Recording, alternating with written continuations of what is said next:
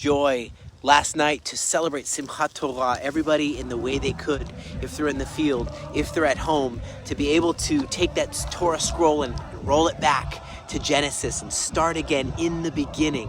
In the beginning was the Word, and God promises over Israel many beautiful things.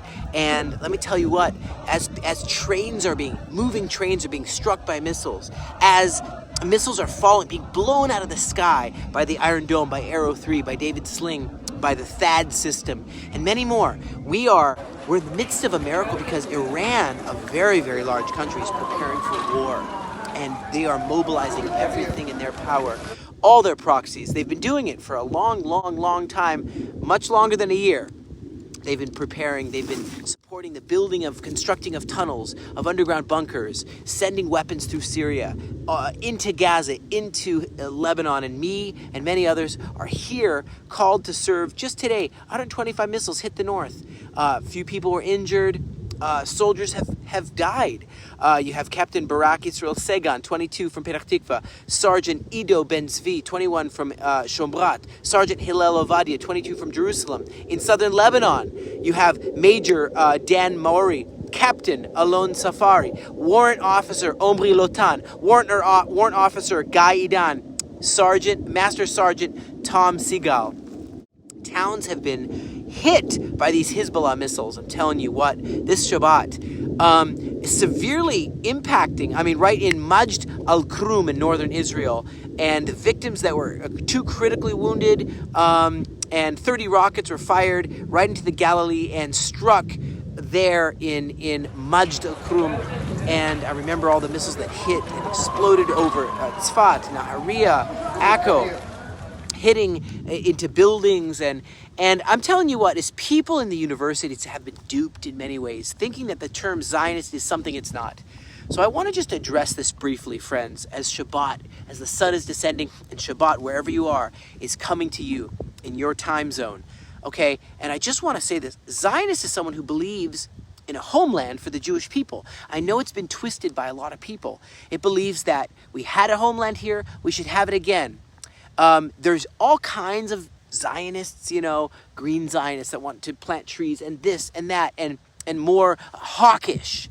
Let's fight to survive. There's others that are more like a dove. Hey, like hippies. It'll all work out. Everybody just chill. And so there's different types, but they're all still believe in the homeland, that there has to be a homeland. And it really comes from 150 times in the Bible. It's mentioned Zion, the promise, okay, that God has promised a land. The Aliyah Return Center, the center that I run, it's all about helping those who have returned to get settled here. Is that a bad thing? Are we doing a bad thing? So I want to do a test here. You may be a Zionist. Let's just do 10 little things that you can measure yourself if maybe you're a Zionist. Do you believe in treating people fairly regardless of their beliefs or their identity? Zionist believes that if you're a Jewish person, you still should be able to have a homeland. Now, some people are saying from the river to the sea, and they're saying Jewish people should be wiped out from the Jordan River all the way to the Mediterranean Sea, and they think that's totally legitimate. But is that legitimate to wipe out an entire country? Is that not double standards? Number 2, you avoid double standards. Okay, if you're a Zionist, you avoid double standards. Some people say, well, there should be Palestinian national self-expression, and you say, well, not Zionist self-expression. You can't have a homeland if you're a Jew, but you should have it if you are Palestinian. They've been offered a state 5 times. They rejected it 5 times.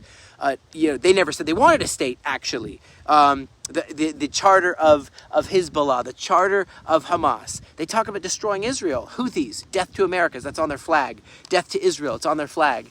That's not okay. That's not okay, okay? That's not what Zionism is about. It's about a homeland where we can be safe and not have another Holocaust on us, okay?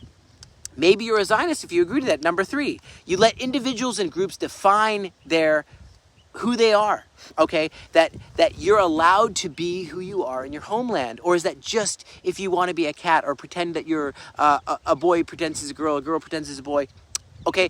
But you're not allowed to identify as a Jewish person who's in his homeland for thousands of years. The temple stood here, the kingdom of David and Solomon and okay? if you subscribe to an idea that Jews don't deserve to be able to have self-determination because they are Jews, maybe you're not being even-handed here, right? Okay, number 4, you support national self-determination for Jews and Palestinians, for everybody. Okay, Zionism has been premised on the idea that Jewish people are a free people in their own land and want to peacefully coexist with the Iraqis, with the Syrians, with the Lebanese, with the Egyptians. We want to coexist. Can you imagine this? That Jewish people have survived threats, wars, conflict, terrorism, and all we want is peace with our neighbors. Okay, that's what Zionism is actually about. Okay, October 7th is not trying to fight against colonialization. They're trying to be part of a Muslim push to make the whole world. It's a colonialization of extremism, of jihadism. Okay, you got to look through and say, okay, number 5, you believe in a peaceful resolution of human disagreements, not terror. Do you believe in that? That's what we believe. Israelis have offered peaceful mutual coexistence, determination. We've offered a state many times. The world has offered. It's been rejected because that is what people, Zionists, want. They want to have coexistence here in the region, being the Abraham Accords, to be friends with Saudi Arabia, to be friends, to stand together. Number 6, you believe in equal treatment of minorities in a democracy. Whatever you believe, you should be able to be free in here. Do you know that here in Israel, mosques are protected, churches are protected by the law? But you know what? People that say from the river to the sea, kick all the Jews out, that's very double standard. Do you get this? Do you see this? You have to be able to have, be even-handed. And if you say free Palestine, but you mean kick all the Jews into the sea or destroy all the history of our homeland here, you're not being honest, right? Number 7, don't justify inhumanity in the name of ideology. Many people say, yes, the Hamas were right. Yes, Hezbollah is right. By any means necessary, they will kill all the Jews in Israel. Rape is a tool of terrorism is a tool for nationalhood. No. If you refuse to let if you're allowing this ideology to say barbarism, murder, rape, burning people alive, that's all okay, then you are probably, not a Zionist. But if you're allowed to, if you allow yourself to have an ideology that's above, have humanity be the top and say we believe in all humans need to be able to dwell here in this land together in peace. Not one or the other. That's called zero sum. Number 8, if you recognize the humanity of Palestinians and you say, they are humans too, and we want them to why do we supply them water? Why do we supply them jobs where Egypt doesn't do this? Why did we, they didn't want to live in peace. They wanted to have war, so we had to check them for bombs. So this is something that people don't recognize. They say the Jews are the problem, that the Jews are always the problem, aren't they? Like the Nazis said, and like, it's almost like a sickness, the anti-Semitism is like a sickness. Many people are chanting, now things, imagine this, imagine for a second, well, I'll get into this in a second. Number 9, you understand the definition of indigenous. You know what the word indigenous, indigeneity means.